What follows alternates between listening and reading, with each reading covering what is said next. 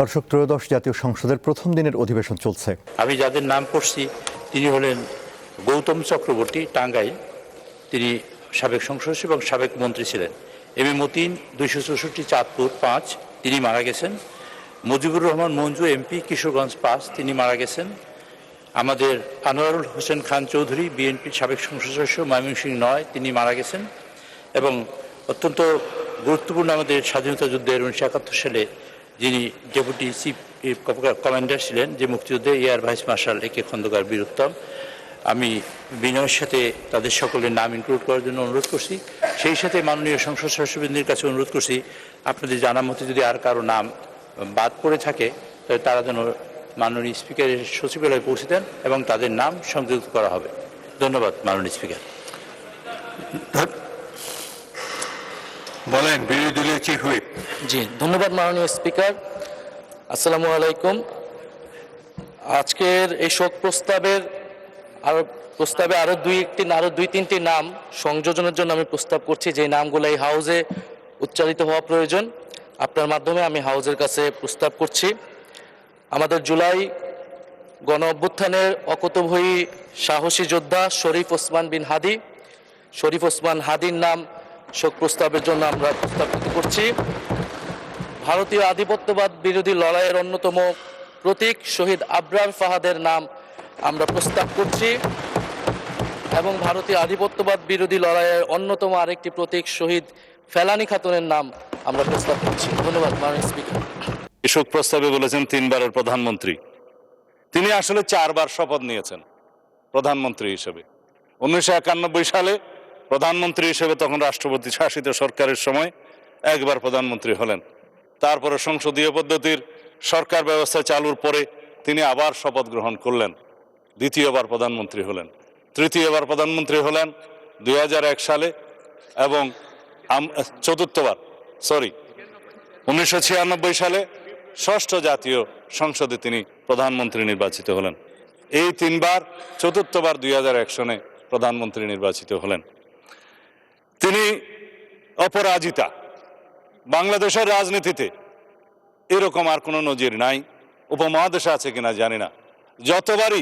যত আসনেই তিনি নির্বাচন করেছেন, তত আসনে তিনি নির্বাচিত হয়েছেন।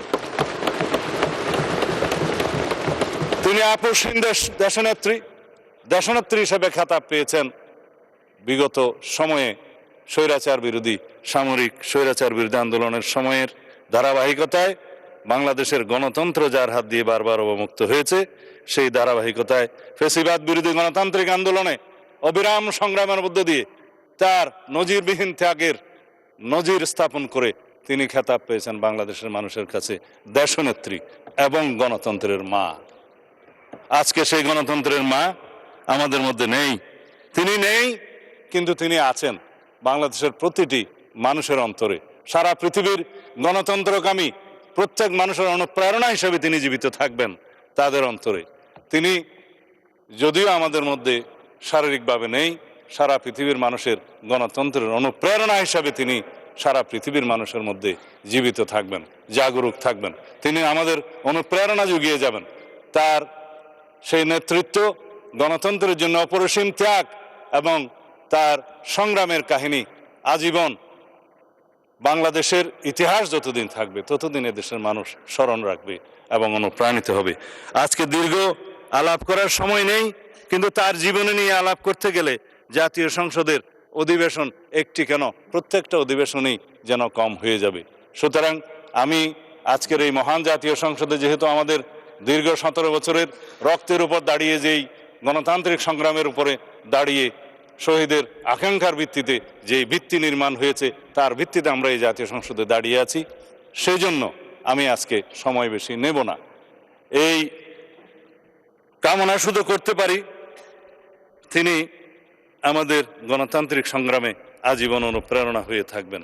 যারা দীর্ঘ 17 বছরের ধারাবাহিক সংগ্রামকে প্রত্যক্ষ করেছেন, যার ধারাবাহিকতায় 2024-এর ছাত্র গণ অভ্যুত্থান সংগঠিত হয়েছে, সেই অভ্যুত্থানের একটি বিশাল অংশ জুড়ে দেশনেত্রী বেগম খালেদা জিয়ার নেতৃত্ব আমাদেরকে অনুপ্রেরণা এবং সাহস জুগিয়েছিল।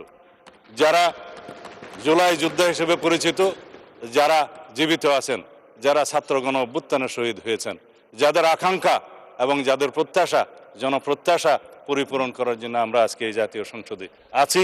আমাদের প্রত্যেকের দায়িত্ব এবং কর্তব্য হচ্ছে দেশনেত্রী বেগম খালেদা জিয়া যে বাংলাদেশ দেখতে চেয়েছিলেন, গণতন্ত্রের যে সুদৃঢ় ভিত্তি রচনা করতে চেয়েছিলেন, সেই সুদৃঢ় ভিত্তি সাম্যের ভিত্তিতে, ন্যায় বিচারের ভিত্তিতে, মানবিক মর্যাদার ভিত্তিতে সেই বৈষম্যহীন বাংলাদেশ আমাদেরকে বিনির্মাণ করতে হবে।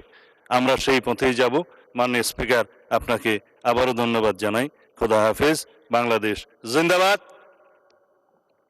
জুলাইয়ের শহীদদের প্রতি স্মরণ করতে আমি ভুলে গিয়েছিলাম, ৭১-এর শহীদদের প্রতি স্মরণ করতে ভুলে গিয়েছিলাম। আমি ক্ষমা প্রার্থনা করছি।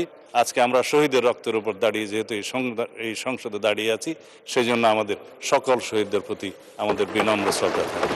ধন্যবাদ। ধন্যবাদ মাননীয় মন্ত্রী। এবার আমি আহ্বান জানাবো মির্জা ফখরুল ইসলাম আলমগীর, ঠাকুরগাঁও ১ মাননীয় স্থানীয় সরকার ও পল্লী উন্নয়ন ও সমবায় মন্ত্রী বক্তব্য রাখবেন। ধন্যবাদ মাননীয় স্পিকার। আমার বক্তব্যের শুরুতেই আমি স্মরণ করতে চাই বাংলাদেশের স্বাধীনতার ঘোষক শহীদ প্রেসিডেন্ট জিয়াউর রহমানকে। স্মরণ করতে চাই ১৯৭১ সালের স্বাধীনতা যুদ্ধে সেই লাখো শহীদদের, যাদের রক্তের বিনিময়ে আমরা একটা স্বাধীন ভূখণ্ড লাভ করেছি।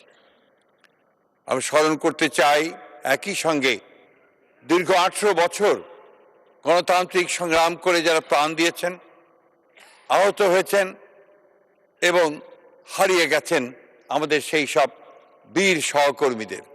একই সঙ্গে ২০২৪-এ আমাদের যে সমস্ত তরুণেরা, আমাদের ছেলেরা আমাদের একটা সত্যিকার অর্থেই গণতান্ত্রিক রাষ্ট্র নির্মাণের জন্যে প্রাণ দিয়েছে, তাদের প্রতি আমি গভীর শ্রদ্ধা নিবেদন করছি। মাননীয় স্পিকার, দেশনেত্রী বেগম খালেদা জিয়া সম্পর্কে অল্প সময়ে কথা বলা অত্যন্ত কঠিন ব্যাপার।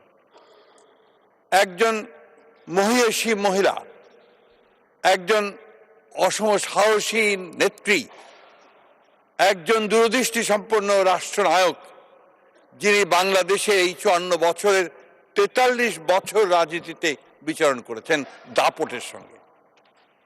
এই নেত্রী বাংলাদেশে তিনবার তিনি প্রধানমন্ত্রী নির্বাচিত হয়েছেন বিপুল ভোটে এবং সম্পূর্ণ একটি নিরপেক্ষ ভোটের মাধ্যমে। তিনি ২বার বিরোধী দলের নেত্রী নির্বাচিত হয়েছেন এবং প্রতিটি ক্ষেত্রেই তার যে মূল লক্ষ্য ছিল, সে লক্ষ্য ছিল বাংলাদেশে গণতন্ত্রকে প্রতিষ্ঠা করা। আমরা দেখেছি যে যখন তিনি সরকারে ছিলেন সেই সময় তিনি এমন কাজগুলো করেছেন, যেমন প্রেসিডেন্সিয়াল ফর্ম অফ গভর্নমেন্ট থেকে পার্লামেন্টারি ফর্ম অফ গভর্নমেন্টে নিয়ে আসা এবং অন্যান্য গণতন্ত্রের প্রতিষ্ঠানগুলোকে দাঁড় করানোর চেষ্টা করা, সংবাদপত্রের স্বাধীনতাকে নিশ্চিত করা। একই সঙ্গে রাষ্ট্রনায়ক হিসেবে তিনি বাংলাদেশের নারীদের উন্নয়নের ক্ষেত্রে একটা যুগান্তকারী ভূমিকা পালন করেছেন।